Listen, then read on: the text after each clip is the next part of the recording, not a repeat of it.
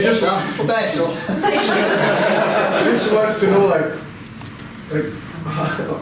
how did you come across just buying a monkey? Like, how did you wake up that morning and just say, you know what, I'm gonna get a monkey today? In kind of a way, this guy named Bill Kelleher, he was on television, and he had two monkeys, Chatter and Scatter. Well, Chatter was more, Aggressive. no, he was less aggressive. Oh, was he? Yeah. Scatter was more aggressive and, tend to do what he wanted to. Well, he had this chimpanzee on his show, Chatter, and Elvis saw it, and he called him up, got his number, and called him up, and asked him, if he wanted to sell, Chatter, and he said no. He said he's my show. That's still what I base it around and all. He said I don't want to get rid of it. He said, but I tell you what, he said I do have another chimpanzee, and I'll sell him to you. His name is Scatter, and Elvis said, oh, great. And he said, I'll bring him out to you. Well, he started out. This car comes up, pulls in the back here. Ain't nobody driving except the monkey. And I thought, I would be real. He had a steering wheel in the back, and that's how he come across with everybody. He had the steering wheel put in the back, and he was actually driving, but he set the monkey up there and stuff like that. That's how he come out there, and Elvis had to, when he saw him, he had to have it. That's how Scatter came about. He got into everything in the world. He never knew what he was going to do. He was very, very intelligent. He already could, eat at a dinner table, dressed, like a human, with shoes on and all. He had been trained by the people who had the Hathaway chimps in California, and they were well known for their training of, monkeys. Did they train him in the bad stuff? Did they train him on the naughty stuff? No, that's just the way it was. In fact, this is a funny story. It don't pertain to Scatter that much, but he had this show, television show too out there, and he was well known. Well, he had this one that was like Scatter was. He never knew what he was going to do. And he had several chimpanzees. He had them in cages and stuff like that. Of course, he took them out all the time. Well, he had this one. And every time he'd come in, this chimpanzee would pick up his crouch. So he got tired of it, the man did, and he took him out and just like he wouldn't leave. And he said the next time, he said that I swear to you, I'm not lying. He said he come out, and all of a sudden, out comes his crowd. And he said he went in there to reach and get him, and the monkey was watching. He swears that was true. Well, Scatter was a whole lot. When he came into a room, a hair on his back would stand straight up, and he would throw his arms up like that, and he would wobble and scream. He never knew what, but that was his interest. Everywhere, he went into a room, that's how he could come in. And, of course, we loved him. He was Right. something, you know, but, like I say, you just didn't know from time to time what he might do. He was banned from Bel Air. Why? He broke into a party. He broke the party up real quick. He had gotten out. I mean, we had him caged, but he was, like I say, he was extremely smart, you know, intelligent. He had opened the cage and he got out. Well, he went to the neighbors and they were having a party. He went in the front door, and what he did, as always, well, people scattered like you wouldn't believe. And they called the Bel Air Patrol, and of course, you know, they always had the monkeys up there. And Alan went over and got him. He did bite one person, but that's because they grabbed him, you know. If you grabbed him real quick, you know, he'd bite you. Of course, he didn't have any fangs, thank goodness. Right. Too much monkey business. Yeah, I mean, that's what it was, and absolutely. But he was a he- special monkey boy. He was bad about if they had drinks, you know, they had a bar and drinks, and he was bad about if anybody set their drink down, he would ease up and Try to grab it. actually became an alcoholic. Yeah. Was he drunk the time he swung through the? He was drunk, yeah, I mean, he was flying all over the place. They had a 35 millimeter screen in a projection room downstairs. He got, I mean, sauced, and of course, you know, it was because people would leave their drink. He'd watch them when they left their drink. If they got up and went anywhere, well, boy, he'd get it and drink that sucker right down. And anyway, he got to carrying on. Well, he jumped up on the curtain, and the screen was behind these curtains. They opened up, you know, manually, not manually, but electrically, and then, you know, you could show the film. And he swung out real far, and he caught himself on the wall, and he swung out. Well, this time, he didn't hit the wall, he went right through that damn screen. Let down the half. So, after he broke the party up and all that, like I say, I had to bring him back to Wow. his home was here from there on, so. But, he was lovely. Looked like a drunk monkey. Yeah, drunk monkey. He was, I mean, unpredictable, but he was lovely. He'd climb up on you and hug you. Who taught him to play with women's dresses? Oh, he loved to look up at them. Yes, he taught. They'd walk by, he'd be laying down on the couch like that, and they'd walk by and he'd get their skirt. And hide out in the back of the And hide guest out, you know, he'd hide out the bathroom. So there was one that was right next to the breakfast room on Perugia Way, where he lived there. And the bathroom was right behind it, and that's where most of the guests would go. When they would go to the bathroom, the girls would go. And he would hide out in the bathroom and wait. And when those girls would go in, all you could hear was calling at the door and screaming, "Ah!" Here comes Scatterman. But he was, like I said, he was very unique. He was a lot of fun to have. But like the thing else, we had to kind of tame him down and keep him home.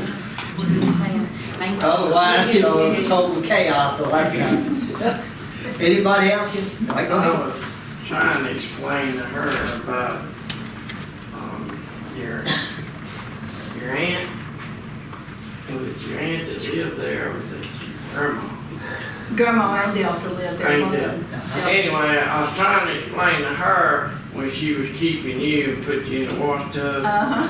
Anyway, you got out of the pan that time, and she got on to you, and you laughed at her when she went out to the barn, and one of the mules chased her or something. Yeah. And I was trying to explain that to When she her. hopped the Well, fence. Yeah, she jumped the fence. Grandma. When I was looking at Grandma, oldest Presley, grandma. grandmother, Minnie. My mama worked, and my daddy worked, so, and I was, about 1 or 2 years, 3 years old, maybe at the most. Well, I was real small, so all she'd do is just put a blanket in a number 3 wash tub, if anybody knows what one looks like, it's round. Yeah, but now it's Not washed that up. high. Set me over in it, and put a toy or 2 in there with, and I couldn't, I was little, I couldn't get out, and that's where I spend my time, but, I got out one time and done something I wasn't supposed to do. All I felt was a hand at the back of my honey. So, I went back to the water tub. That was your playpen. Yep, and that was mine, that's how they kept me. They should have turned it down over you. Here we go. Hey Joe, look what you wouldn't have. So, I'm gonna put one down. All right, anybody else got a question? Now we're getting them, go ahead. Question, I've read all of the romantic relationship books from Dixie Locke, Jean Juanico, to Priscilla, to Linda Thompson, to Ginger Alden. So out of his romantic relationships, who do you think had Elvis's heart? All of them. That All question of has them been got asked apart. the other 2 If you shows. rate them 1 to 5. But not, One of them. not permanently. He just loved women too much. He never was, as I said earlier in one of the other shows, he just was not faithful to any one woman. Especially as he was coming up. I had said this, I think, on fact that this question was asked again earlier. Had a thing here in Memphis at that time, which was called a 5-year common law marriage. That means if a woman, lives with you for 5 years, They're your common, they're common in that, I read that's why he wanted to get rid of him. I read that's why he wanted to get rid of him. Yes. Yeah, he would, He did. I'm serious, he said for himself. That's a different thing. He brought her over here in '62. Of course, mom and daddy, they didn't like the whole situation. You were getting around it, Elvis was seeing her and supposedly living with her, and I think he was kind of coaxed into marrying her. I don't think he really wanted to, I'll be honest, that's just my personal opinion. I think it was more like a threat. Yeah, well, For an obligation, maybe? yeah, in a way, Yeah. from her parents. Father, her father. Elvis was never true to any one woman. Do you feel like there was a woman that was more like his equal or spiritual equal, or somebody that he was mentally on spot with more than the other? Anybody that was equal with him would have been Anne Margaret. Because she was an entertainer too, and You're talking about on the spiritual or just that liked what he liked and Just more than just the physical aspect. like Lady Yeah. Thompson. yeah. We had that discussion coming down here, Yeah, and I told him Linda. I thought it was Linda. Yeah. I think she was probably the most liked, one of them, as far as women and all. We're a Of friend. course, I knew them all, so, and I knew Elder. Anita Wood, I think, if his mama had lived, they actually might have gotten married. Encourage them party before they're coaching. And I always think about, what if his mother had lived and Lisa came along? Oh, Lord. She talking about spoiled. Absolutely. Elvis didn't spoil a half as much as his brother would have. In Anita's book, she said that she, when her and Elvis were picking out names for their children, they picked out Lisa Marie for their child. I always thought, just not thinking, Me too. Anita, middle name was Marie, Anita Marie, Oh, and I think he kind of hung that in there because of. He loved that name. He Because he loved liked Marie. the name Marie, no. I like to, see if you can verify something I'm gonna tell you. You remember the nights he used to stop at Vickers after he bought a car or something? Well, he stopped in there one night and walked up to me and said, "You got a screwdriver I can use?" I said, "No, what do you need a screwdriver for?" He said, "Well, with something like batteries or something, hubcap, something." And then we got to talking and he started telling a story. He said that, when he was in Vegas, he, took a girl home one night to the apartment and left his car running. When he came back down, the car overheated and he wouldn't run. He said he went out to the highway and started hitchhiking. Yeah. All right. He said the school teacher picked him up. The school teacher picked him up. And we were riding along and Elvis said, the girl looked at him and said, "Anybody tell you how much you look like Elvis?" He said, "That must be the sideburns, I guess." Anyway, she said to him, "Will you come by my class and let me show you to my students?" He said, "No, I just work at the Hilton Technical back there, let me out in the back." And I thought, oh my goodness. And when he got through telling the story, I looked at him and I said, "Are you for real?" He threw his hands up like he said, "I swear." Can you verify that? Yeah, he did. I know I went hitchhiking at the time at the football game and jumped over the couplings and these two black dudes took him home. Oh, yeah. Goes back to what we told earlier. Well, when they come out of the gate, he gave them $500, understand? Huh? I heard he gave them $500. Oh, he probably did. But when they came out of the gate, he shouldn't have known the teeth. I mean, they were grinning like possums. I mean,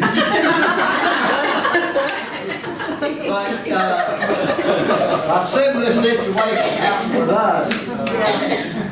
But y'all told it earlier.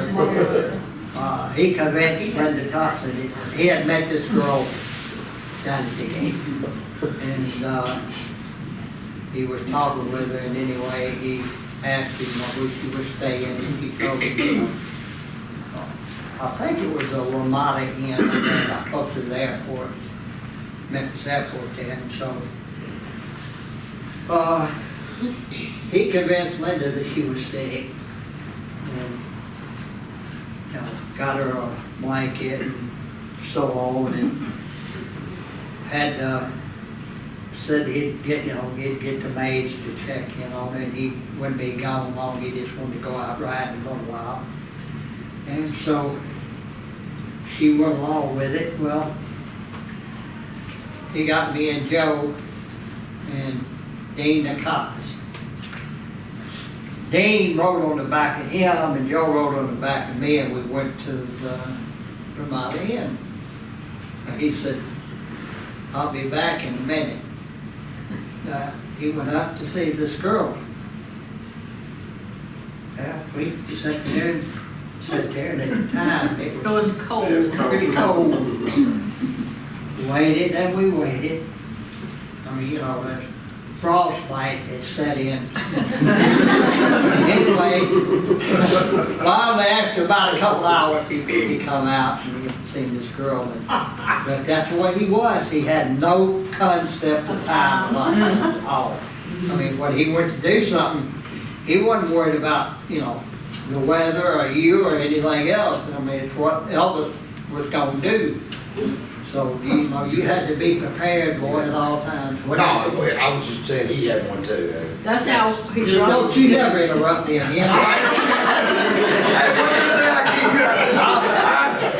I was on a roll and you know where. That's why I did it. Who was it? No, I was just gonna say, he had one. Okay. That house that Dr. Nick had built in East Memphis in 75, 76, that Elvis helped design and finance, How involved was Elvis really in that? Uh-oh. I don't With think what? Elvis had to design nothing. No. He did have to get the house. Did he ever go to the job site or to the house when it was built, when it was finished? He went to the house when it was. After it was built. After it was He did, finished, okay. yeah. I think they already do that. Elvis didn't Yeah, do yeah, things yeah, like yeah. that. Like he told Lisa, Daddy's rich. I pay somebody to do Yeah. that. I don't do it. Yeah, He wouldn't have had the time to sit down and but a lot of the things in the Alright. house are reminiscent of some of the other homes. I guess just the architect that he had hired, I guess, it could have been, took yeah, inspiration from those homes. could have been. I don't know who, I don't guess Brenda did anything to do with it. I don't think Bernie did. I think, now, I know Bernie did the fountain at Graceland Yeah. up in the Right, den, jungle room, we call it the den. But he did the fountain up there for Elvis. Marty got that done for him. But I don't think Like I Bernie say, had I anything to do. I don't think he had anything to do No. with the designing of it. You would think so. That's the impression I got based upon some. Well, I'd heard that before, but, Yeah. I And don't then, know. and then also Presley Courts, that he got Now, involved.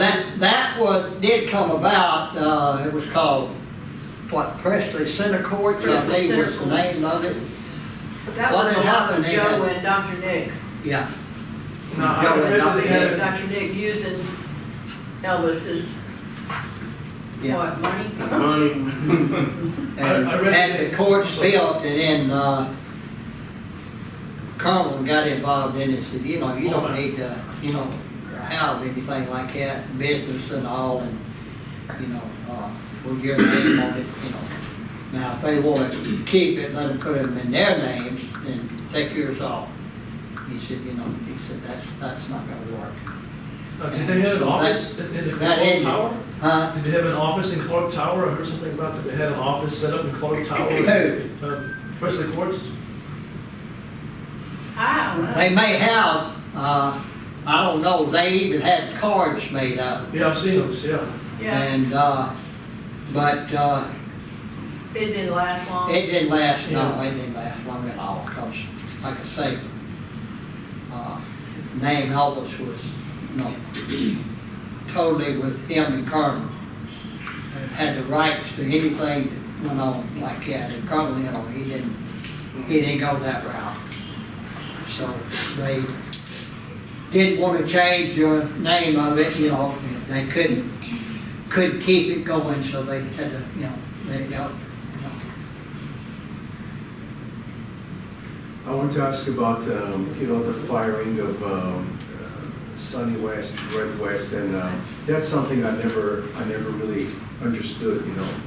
When that happened, what was Elvis talking, was Elvis thinking of them? I was a bit surprised that he never wanted to, you know, he never met up with them. You know, I think the last, was it 2 years? About a year and a half. About a year and a half, yeah. I mean, how did Elvis feel about that, you know?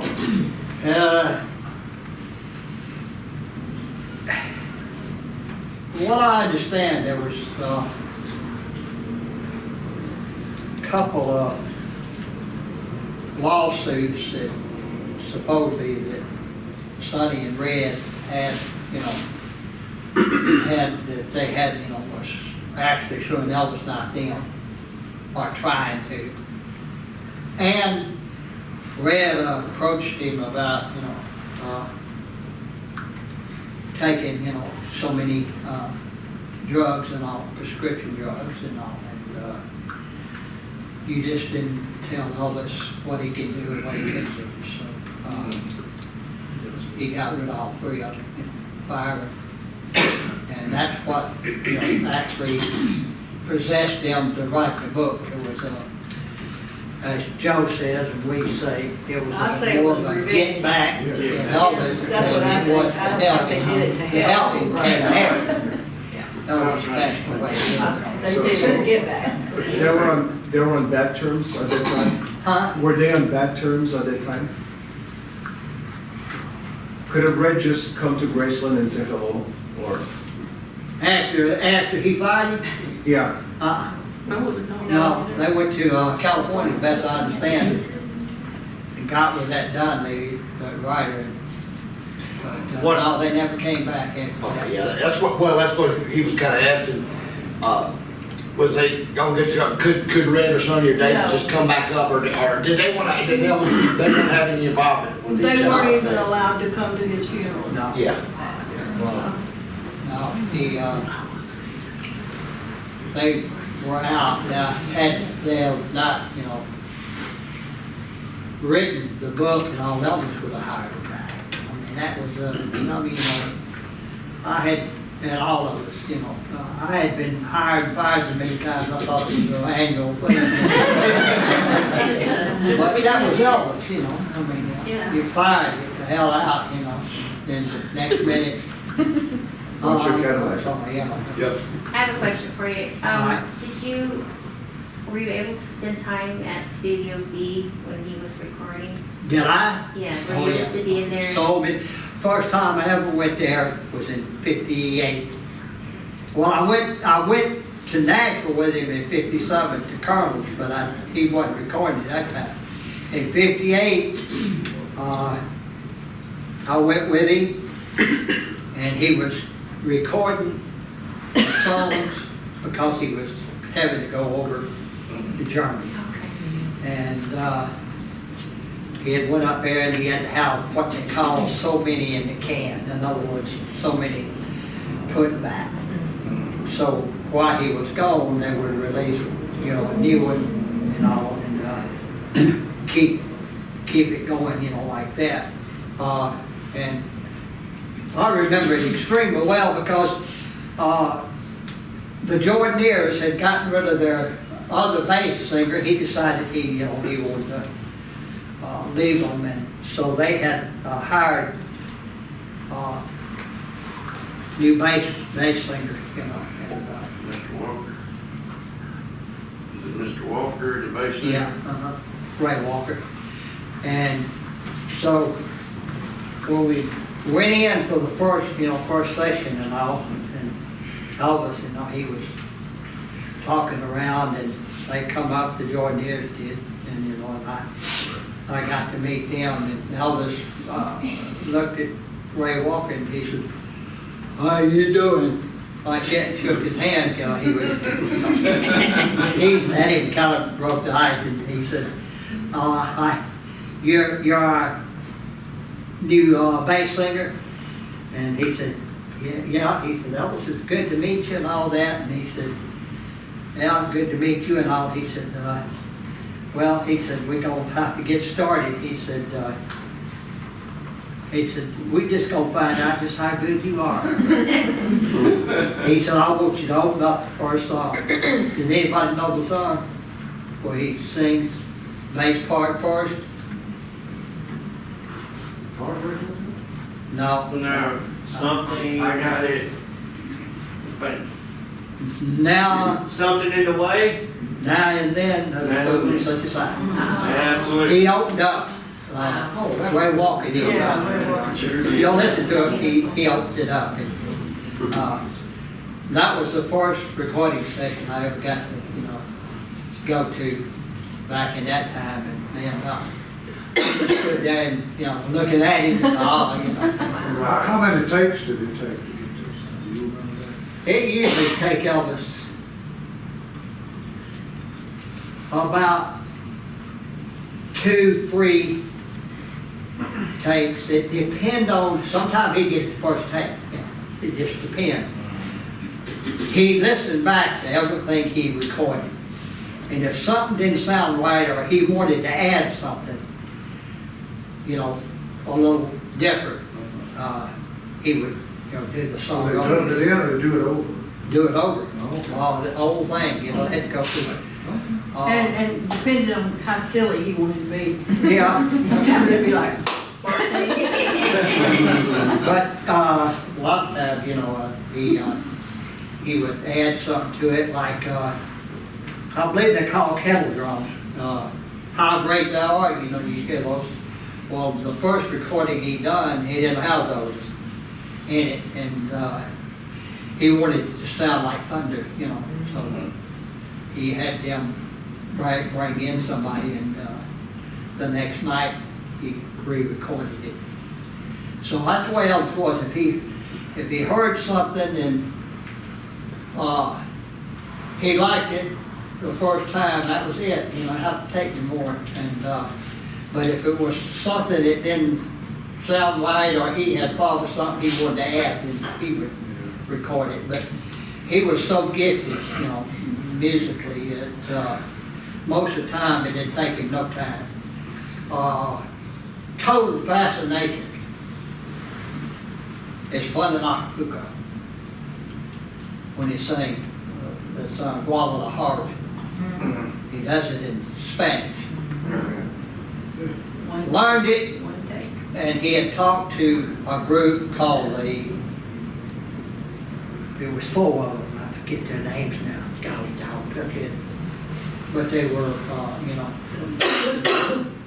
and they were pretty well known. And he'd listened to a lot of their, you know, songs like that, which they also sang in English too. But anyway, make the long story a little shorter, he went in and done Guadalajara in the first take. Wow. That's hard. In Spanish. Wow. He was just, you know, that gifted. So what's your favorite Elvis song? Go ahead. Oh, I was just gonna ask, sort of on that front, he was so gifted, did he ever think about doing that at some point in his life? Like, instead of being in front of the microphone, like arranging and... Arranging? Yeah, all of this. Producing or No, whatever. Elvis was, he was very happy being In front. the way he was and who he was, and, you know, his lifestyle. I mean, he didn't want to change. He would never got into the controlling part of it, you know, sound engineers and all that. He'd rather somebody else, you know, do that. When he makes follow that dream, besides you get run off the road, I think he was dressed up like a girl. Me? Are you kidding? Do I look like a girl? You know. He doubled for all. Here it is, right here. Did anybody see it? But anyway, you got right off the road. That's her and that's me. That's me. Maybe working out, didn't you? Yeah, you know how that comes about. He wants to see it. Who's that, I'm sorry? Who wanted to see it? Right here in front of you. Yeah, go. That's one good looking woman. That's what I'm talking about, Ann Helen. That was a pretty fun movie. It was a lot of fun. Billy, I need to ask you something. Go ahead. What about that dude that hit Elvis in the back of the head at the gas station and Elvis had to go to court for that? Oh, yeah. A guy, yeah, hit him. He had pulled into the gas station to get gas. Yes, sir. And this was back in, I believe, 56, late 56. And this, of course, it was kind of downtown Memphis. And a lot of the people there, especially, you know, teenagers, they hung out around on Main Street and all that, and because they had so many different shops, you know, and a lot of the teenagers spotted him. And they surrounded him and was talking to him, and this attendant come out and said, you know, he said, you need to move the car. And he said, okay, he said, man, I will in just a minute. He said, I got a couple of autographs here. He said, I said move the car. Elvis said, okay, in a minute, man, just let me finish this right here and I'll move it. And the guy actually hit him. Wow. Well, he wished he hadn't. I knocked the dog crap out of him about 3 times. Blacked his eye and all that. He had some for it, and of course, you know, they took it out. They had a good picture of him in the paper. He had a pretty I am trying my best. Back when I was in 2nd grade, 3rd grade, come to see y'all, and they used to be, I can't remember, it was a restaurant right at the gate. Cause I can remember seeing him play. Hippie Log. It's the first thing I ever eat, something like that, was ravioli. The first time I ever eat ravioli, and I was watching y'all. Beef and Beef and Liberty. Yeah. It was across the street. Right across the street. Yes. Beef and Liberty. I went to school with, the girl, Daddy had owned it. Yeah, Tidwell, so what was that name? Yeah. And Whitehaven and all, they, so, you know, they Who had owned to it? help beef with every time. Who owned it? Carolyn Tidwell's Oh, yeah. mom and daddy, Yeah. you know, she married that Dixon boy. Anyway, go getting off on something y'all didn't remember. Didn't Elvis pick you up from school sometimes? What was that? Sometimes, Now, think of the hell out of me, boy. I struck what you talking about. Of course, some of the guys did like it, so I took a lot of flack from it. But, yeah, he would come pick me up, once in that white limousine that they got now, you know, they got the decorated inside with the portholes and all that. Well, back then it was just a plain, you know, wasn't plain, it was a white limousine, you know, pretty interior. Was that the gold limousine? It was kind of white and gold, and he had the portholes putting it out, Yeah. and it was like a boutique. Yeah, he had George Bass to customize it That's out beautiful. in California. He's a well-known, you know. Yeah. It was, 'cause it was in the DVD. It was in the DVD. Uh-huh, Yeah. They called him Big George Pears, is what they Yeah. called him. Yeah. uh-huh. They had that music holiday. He also designed, Sonny and Cher. yeah, all a kinds lot of, he also did Elvis' bus, the Scenic Cruiser that he had. It had a, looked like a Greyhound bus. Plain Jane. I'll get you next. Okay. So growing up, my sister and I would come home from school, grade school, and we couldn't wait to get home to see the Elvis movies on the 3:30 movie that would be on. So do you have any idea? I know he really didn't like the movies, but did he have a favorite movie that he did? I think of all of them, he kind of liked King Creole. King Creole and Jailhouse Rock. Okay, Yeah. thank you. Loving You was okay to him, and Love Me Tender, you know, he was actually, you know, That reminded me of that, the movie songs, In My Little Big Shack. oh, God. And what he said about that. Yeah, anybody heard that song? In My Little Big Yes. Yeah. He hated that song. It took him, I don't know how many days.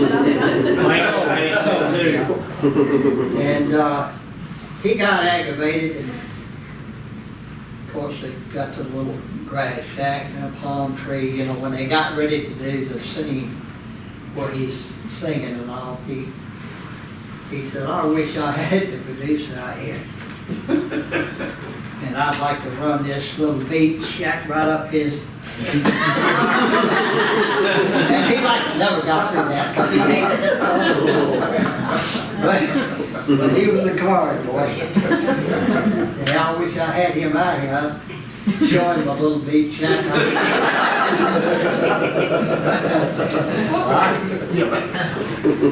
My question is, when you go to Graceland, it seems like there's a certain narrative there, and almost like it's just Elvis and Priscilla and Lisa, and that's it.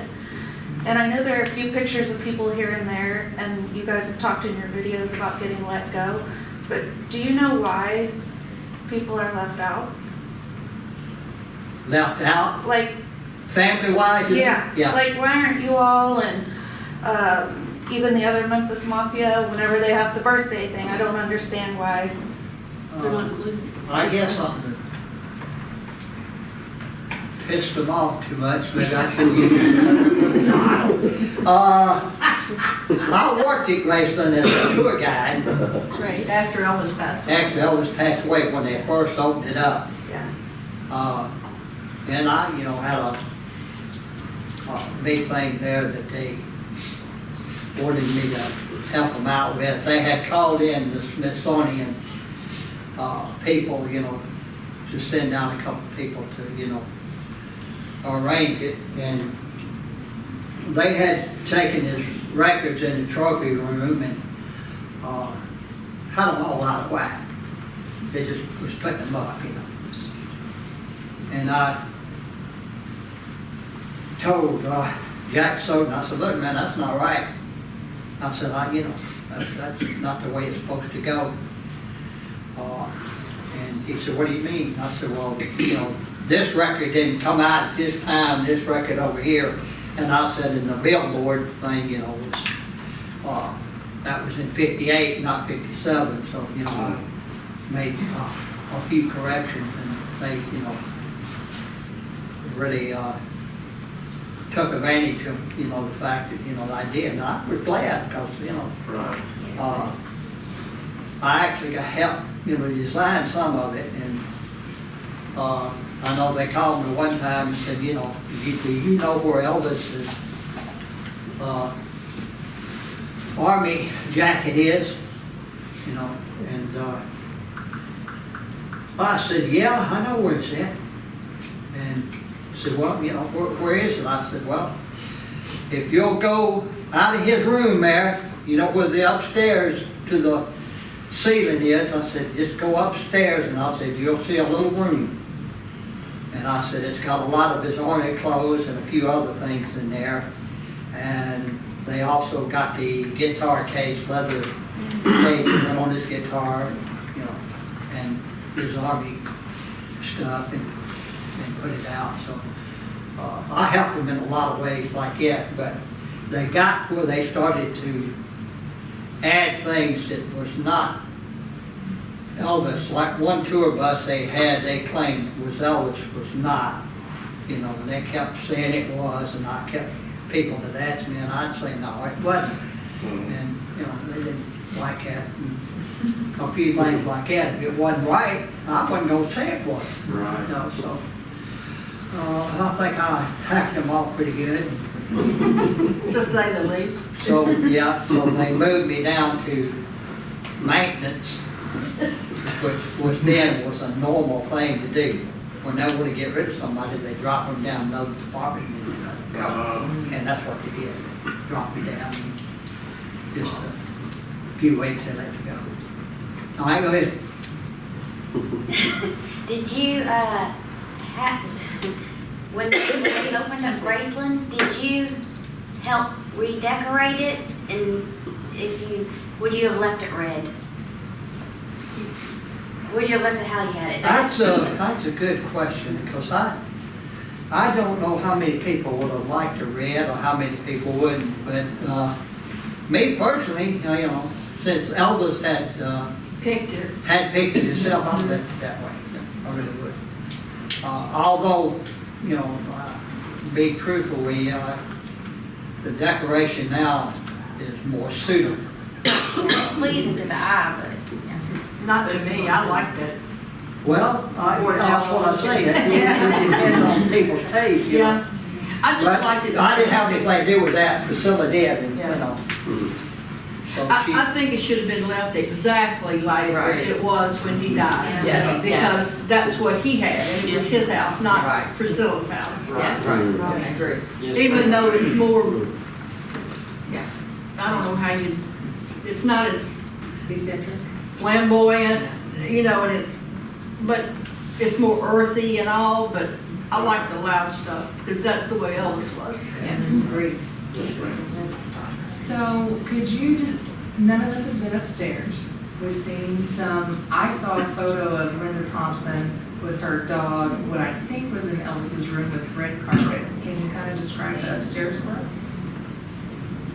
well, then it was, and he had a big bed anyway, and I think he had a black, what do you call it? Bedspread. Comforters. Comforter bedspread. over it, over it and all. And, of course, he had his room changed, but most of it pretty much stayed, stayed the same. Office, it changed a little bit too, not a whole lot, but a little, Did he have his meals brought up to him quite often? Huh? Did he have his meals brought up to him quite often in that room? A lot of times he didn't want to go downstairs, and also he'd just have them bring it up, eat up there. In fact, there in the last year or two and all, he practically ate everything up there. He never did hardly ever come down, and he come down